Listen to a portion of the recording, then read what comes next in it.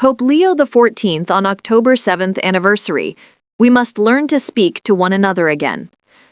On the second anniversary of the Hamas assault on Israel, Pope Leo XIV reflected on the ongoing conflict and announced that his forthcoming visit to Turkey and Lebanon will focus on sharing a message of peace and reconciliation across the Middle East. 2 years have passed since a tragedy that claimed 1,200 lives. The Pope told reporters gathered outside Villa Bogarini in Castel Gandolfo, where he spent the day meeting guests.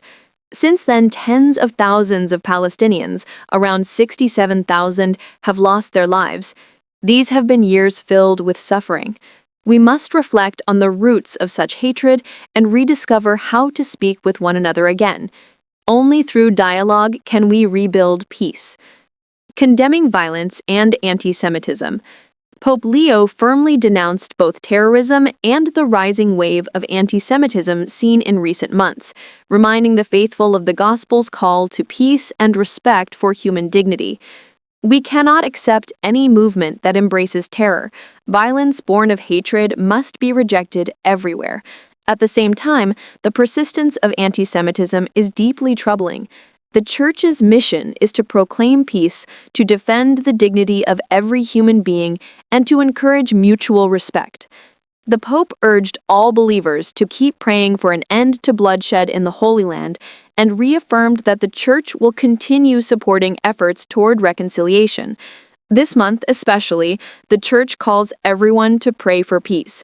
We will also continue, through every means available to us, to foster dialogue wherever possible. When asked about the Israeli embassy's critical remarks regarding an interview by Cardinal Pietro Parolin, the Vatican Secretary of State, the Pope noted that the Cardinal clearly expressed the position of the Holy See. Preparing for a journey of peace. Earlier today, the Vatican officially confirmed Pope Leo XIV's apostolic journey to Turkey and Lebanon, scheduled from November 27th to December 2nd. Speaking about the trip, the Pope emphasized both its historical and spiritual importance. The visit to Turkey is tied to the 1700th anniversary of the Council of Nicaea.